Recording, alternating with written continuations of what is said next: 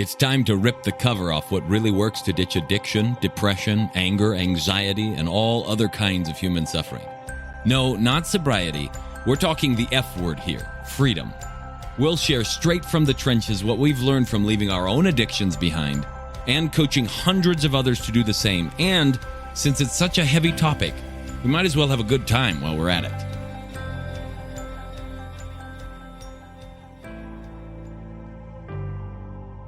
All right, welcome back to the Alive and Free podcast. Today, we're going to stop.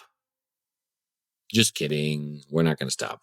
I'm going to share something with you that's about stopping. It's about ceasing, and it's about spending some time alone. A while back, I had a good friend of mine. He gave me a book that he felt like would be really useful for me. And I don't know what you're like when someone gives you a book.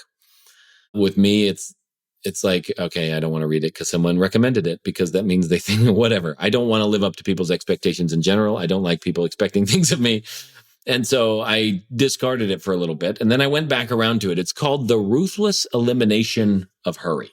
Now, that sounds like an interesting title. I had been talking to him about all the things that we're trying to accomplish. And I don't know if any of you know what it's like to run a business and to keep all the plates spinning, where you have to be the guy who's doing the marketing and the guy who's doing the initial consultations and the guy who's also helping with the coaching and the guy who's running the retreats and the events and the guy who's making the online content and recording podcasts and the guy who's trying to fix all the things that break and so on and so forth, right? There's a lot of different hats. And I was in this space for a long time around hurry. And a lot of people are like hustle and grind and work hard now so that you can relax later. Ironically, that is like a miserable mantra, because you train yourself to work hard so that when you try to relax, you can't let yourself, and you end up defeating your original purpose by going about it the way you go about it. Oops. Point taken, right?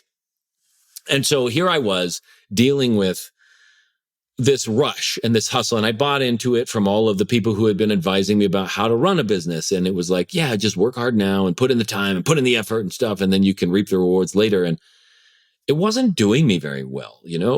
My happiness level dipped some because I was so busy and so hurried. And so he hands me this book and I start reading it. And it's by this mega church pastor, or used to be a mega church pastor. His name's John Mark Comer, Comer, or Comer.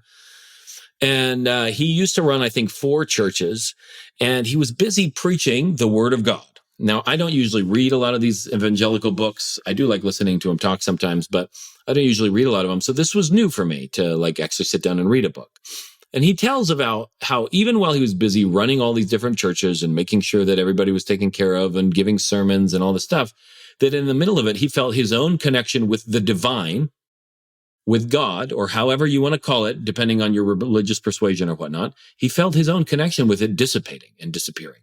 It felt to him like he had sacrificed living a spiritual life, a deep connection with the being that he worshiped, in order to be able to be up running a church so that other people could have the thing that he lost by running the church. And this wasn't okay with him, so he quit that job and he jumped into a position where he was running just one small church in the center of, I think, Portland, Oregon or something.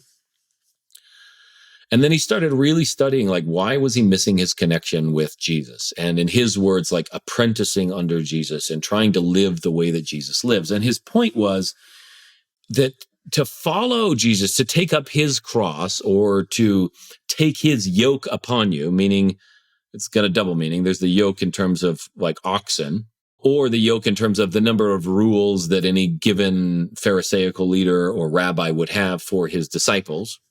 And that yoke is easy and light, right? And so to take that upon him meant to live like him and not necessarily just to check a bunch of boxes. So he started studying his life, and he recognized there was this weird pattern with Jesus where he spent a lot of time alone and a lot of time off by himself. And as he looked at it over and over into these solitary places where Jesus would go, whether he'd get up early in the morning so he could find some alone time, or whether he'd send his disciples off and then go the other way to be alone, or even just starting his own ministry. Ta-da! I'm here. I'm the Messiah. I'm the Savior of the world. Watch me be baptized.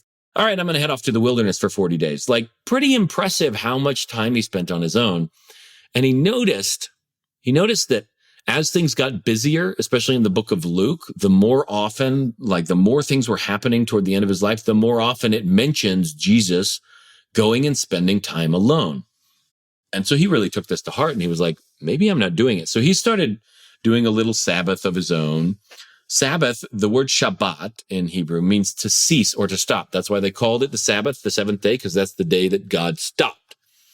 It also means to be satisfied if you take the other letter, Siva, instead of Shava, and it ends up being that God was pleased with his creation too. So depending on how you translate it, but there's this sense of ceasing or stopping. That means ceasing or stopping everything. And let's take note. Jesus was taking a break from a life that was at such a slow pace that it was agrarian. There wasn't an internet. There weren't cars driving at 70, 80 miles an hour down the freeway. There wasn't an agenda packed with meetings all day long, every day, and 4 different conference calls and airplane rides across the country. They would walk for days to get to another place. And he was taking a break from that, from normal, run-of-the-mill, everyday conversations that you have with your neighbor after work, from normal day-to-day, workaday labor, and not the kind of fast-paced society we're dealing with. And he was taking a break from that.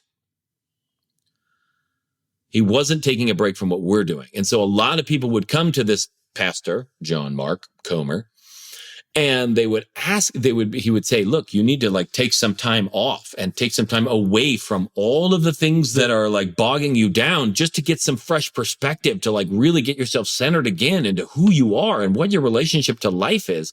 And they would tell him time and again, I know, I just don't have the time. And he would turn to them and he would say, even Jesus had to take time.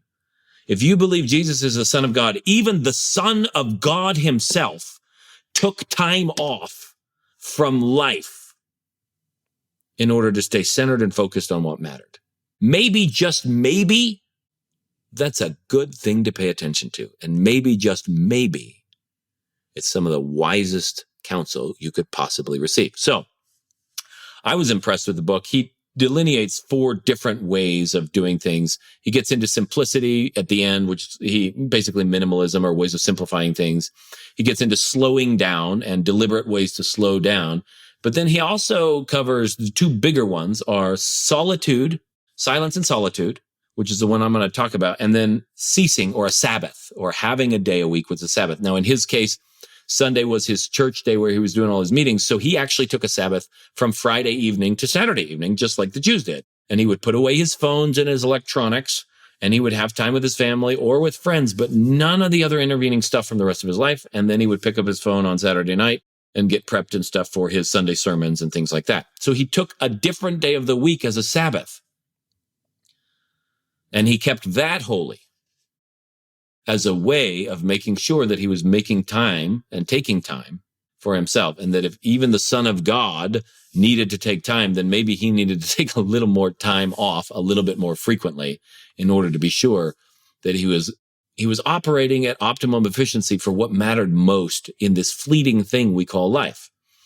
So I handed it to Jasmine, my wife. She read the book and she was really impressed with it. Both of us were kind of struck by it. We didn't do anything about it, but I started getting bogged down by work stuff. And then she's like, what if maybe do you need to just take some time to yourself? And I was like, oh, that's a good idea. And I've never done that.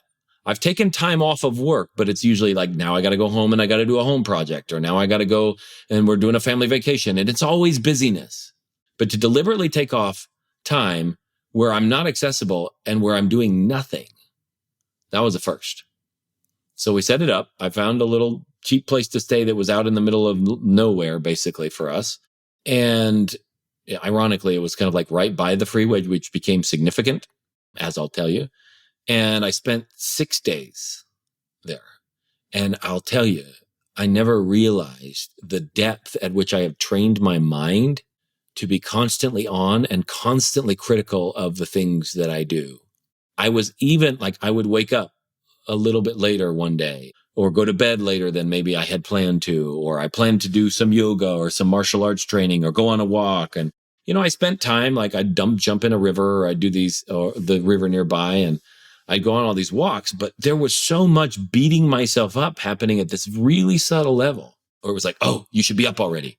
That's an accuser inside me, a Satan, that I trained inside myself over years of believing in the God of productivity and the God of money and all the other idols I had placed before myself and worshiped without realizing I'd worshiped them. And it was amazing because I'd be doing nothing. I mean, I would be doing something, sitting, watching the animals, or I would be doing some martial arts practice or something, whatever it came to. There was no television. And sometimes I would sit down and write, and I would be like, oh no, I shouldn't be doing this, or that's taking too long. And I was literally beating myself up for doing nothing wrong and telling myself I should be doing nothing better. And you'd be surprised how much that's in. I was so good at handling all the big ways that I had trained myself to be hard on myself. And those gone, I didn't realize that there were these subtler and subtler ways of dissatisfaction with self, dissatisfaction with the way things were working out, and ultimate resistance to how life was showing up in any given moment. And it was only stopping that led me to that. And it took me, the first time I did this, like 4 full days to finally have everything slow down and stop, so that I could finally just sit there with myself and not be like worried about a bunch of things. If you or someone you know is looking to drop the F-bomb of freedom in their life, whether that's from past trauma, depression, anxiety, addiction, or any other host of emotional and personal struggles, but they just don't know how or want some help doing it, head on over to thefreedomspecialist.com/feelbetternow and check out some of the things we've got in store for you, or book a call so we can look at your unique situation and get you the help that you're looking for. And as I was sitting there, and I remember I was sitting there out in the open field, and I was watching all these cars go by night after night on I-80, and they're driving 80 miles an hour, 70 miles an hour through the canyon. I'm looking at them, and for the first time, it occurs to me that we're on a spinning planet. Where are they going so fast? Why such a hurry? There's all this stuff that we're missing. And we don't even realize it because we're so focused on getting from point A to point B.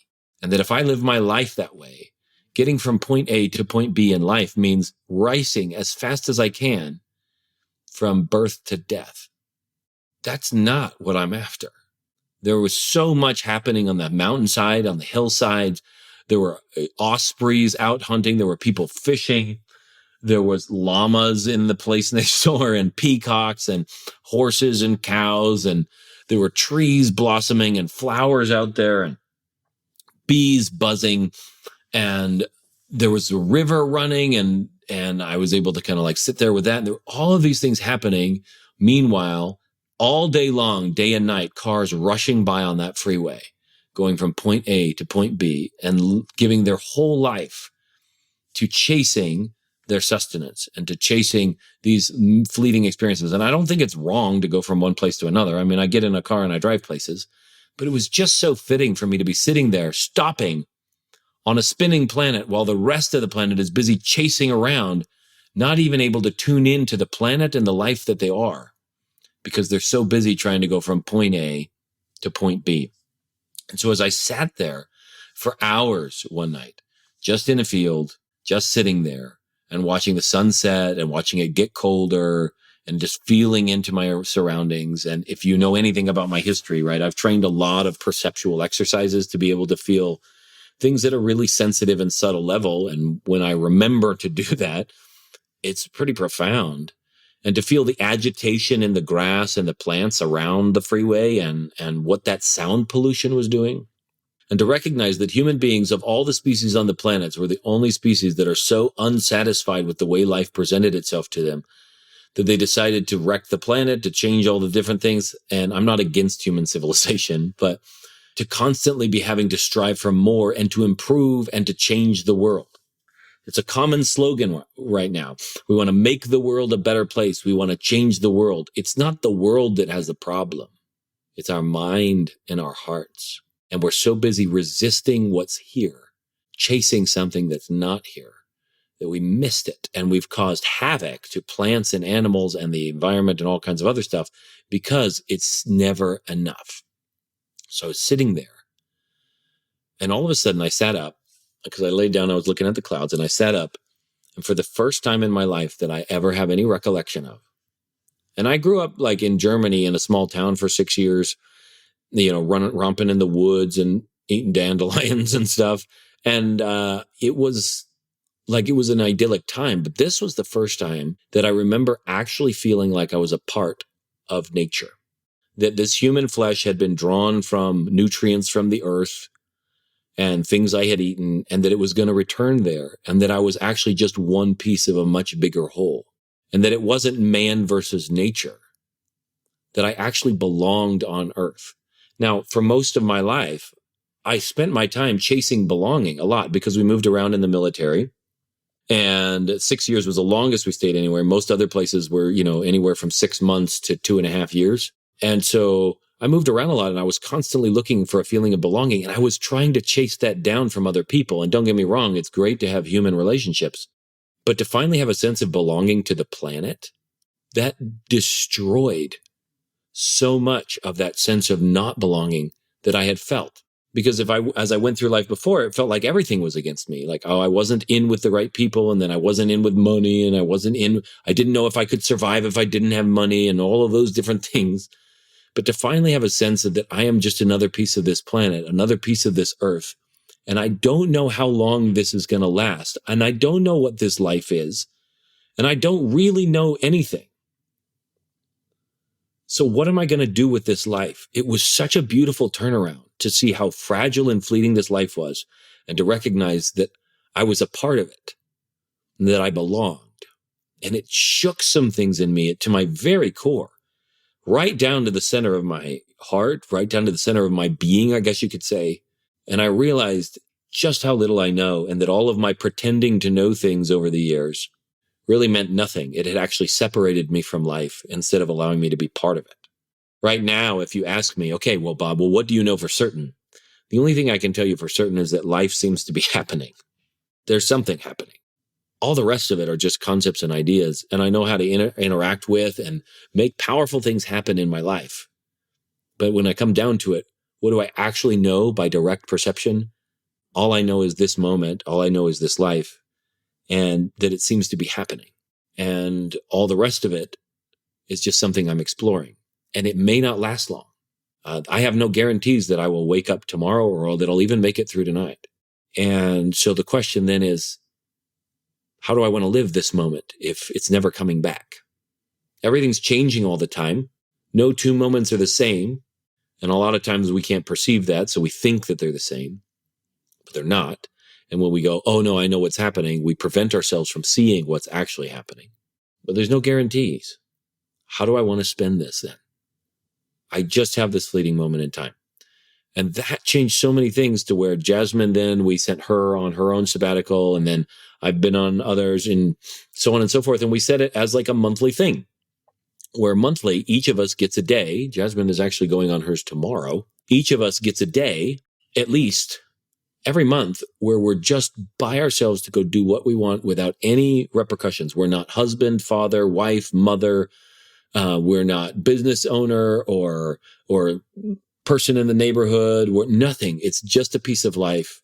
And I'll tell you, when she came back from hers the first time, she felt so different. There was such a groundedness in her. And then life built up again. And then we needed to take another sabbatical. So we've started doing like days where there's no electronics, and where we're working on really shutting off things so that we can enjoy life and get involved in it when we want to and when it's necessary, but also step away and not lose sight of the bigger picture of the fact that we're not getting any of these moments back. And if we miss them, we just missed them. So how do we want to spend the next few moments? This one that we're in now and the next ones that are coming. And that came from deliberate time of silence and solitude. And if we don't put it on the calendar, it won't happen. So what I'm suggesting to you today is that one of the things that might be causing you so much turmoil and so much worry and so much pain in your life is that you feel like it's so impossible to deal with that you don't even have time to stop. And that if you would literally stop, cease, unplug, even just for a day. And for me, it took 6 days in the beginning to try and really settle down. But even just for a day, to do that frequently, you may find that your perspective about what matters most changes. And you may find that things aren't as dire as you thought they were. And that if you take a day and you're not filling your head with all the information on all the podcasts, and you're not filling your head with other people's thoughts and books and movies, and you're not stuffing your soul with everybody else's opinions about what's going to happen and all the dire predictions about the future, you may find that there's a little bit of breathing room for your soul, and that breathing room alone gives you more power to take deliberate action to change your life than you ever realized. Take a Sabbath. Take a Sabbath. Do it alone. Schedule it. Give your spouse a chance to do the same. And I know a lot of them are like, no, I don't need time off. Everybody does. Even the Son of God took time off. Maybe, just maybe, you don't know what you need, and that's why you're struggling so much. So take a second. Take a Sabbath. Cease from everything. And be in contact with the natural world. Pay attention to your life and just see if things quiet down enough for you to finally be able to take a breath and finally be able to enjoy the fleeting life that you have. And that's it for today's Alive and Free podcast. If you enjoyed this show and want some more freedom bombs landing in your earbuds, subscribe right now at wherever you get your podcasts from. And while you're at it, give us a rating and a review. It'll help us keep delivering great stuff to you. Plus, it's just nice to be nice.